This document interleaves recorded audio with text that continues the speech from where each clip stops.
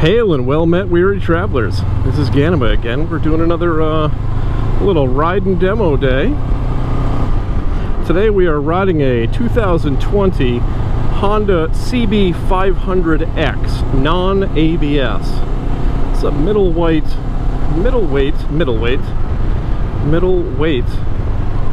adventure touring motorcycle designed for on and off-road purposes.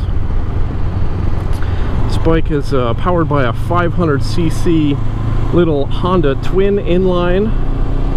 It's got a 6-speed manual transmission. She is a chain drive with some moderately, well, pavement tires, really, if I'm honest. But it does have a 19-inch front wheel that I understand is new in the 2019 era. I picked this bike up after a little bit of a whim, throwing a leg over it and saying, boy, this would be nice to go and explore little back dirt roads with. And I found it's a surprising little bike. Has way more power than I expected. It's way more comfy than I expected. I had heard they were, but you know, everybody's reviews on everything is a little bit different. This was something that I've been kind of looking for, a middleweight bike to go do some more exploring on, that, you know, something that isn't as heavy as a GS and has a little bit more power than like a KLX 250. I understand it to have about 49 horsepower, so it's reasonable. Even in 6th gear we can break speed limits pretty easily.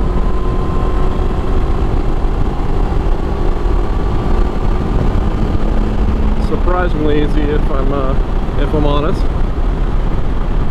I know people say that they don't really do well up on the top end of their power, and I'm assuming a lot of those comments are from people that didn't have the new whatever 7% increased power at the top end, or lower end, or whatever it was, some 7 or 4% increase in 2019, I believe.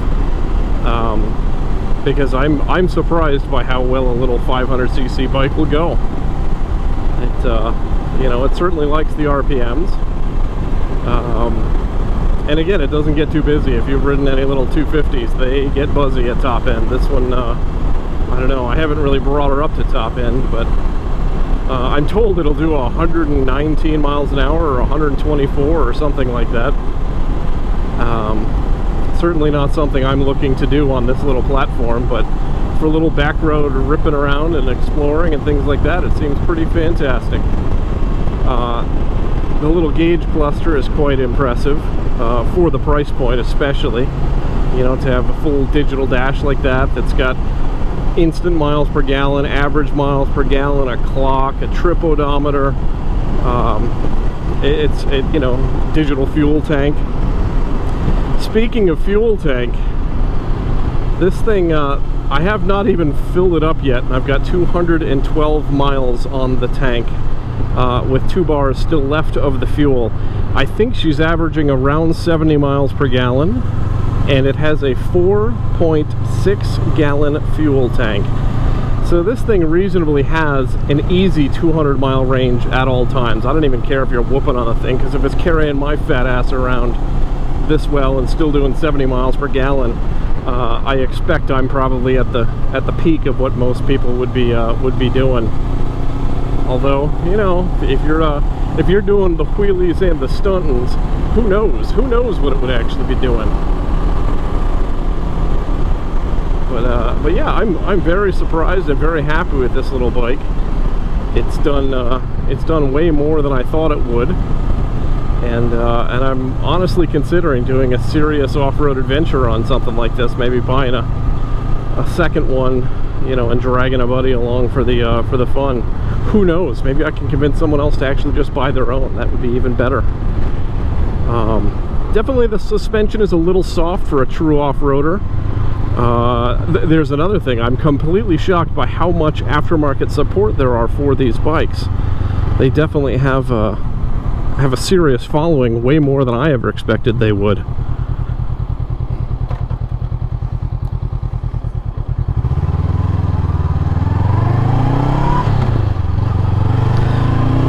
a little slipper clutch, as I understand, is added in 2019. Again, she's got a neat little bark. It's not overly loud or overly powerful. But like I said, I'm very surprised by what a nice balanced package this little bike is.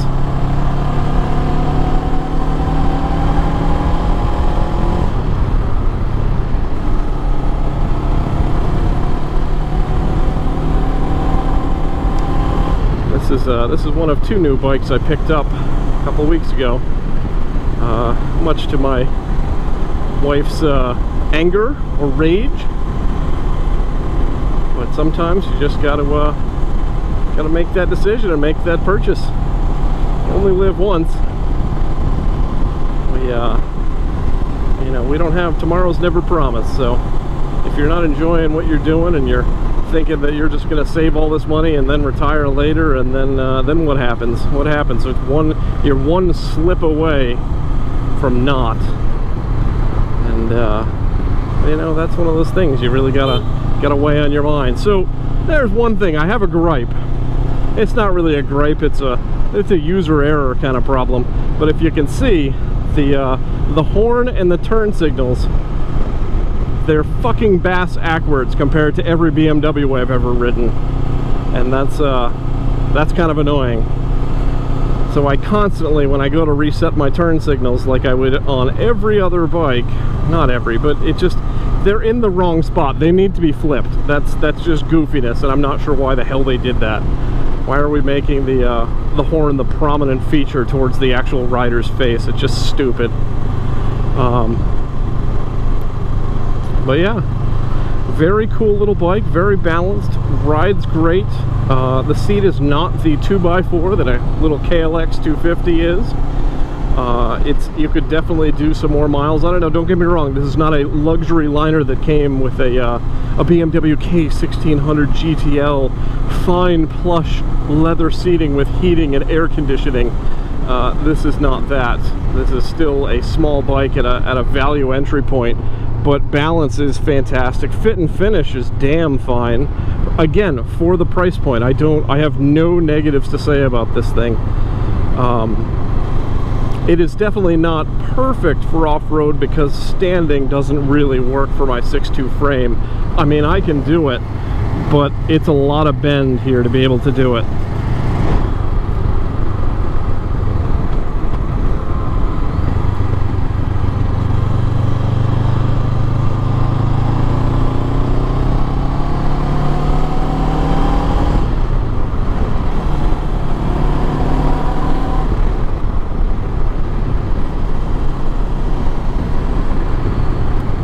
Day for some beautiful back roads. It is currently 90 degrees, but the weather apps will tell you that it actually feels like 96 million because of the slight humidity. Connecticut has turned to a joyous experience of Florida weather, so us snowbirds now need to go more snowbirding up north. So I'm pretty sure I need to go to the North Pole to get back to a damn climate that doesn't cook my ass out in everything I do.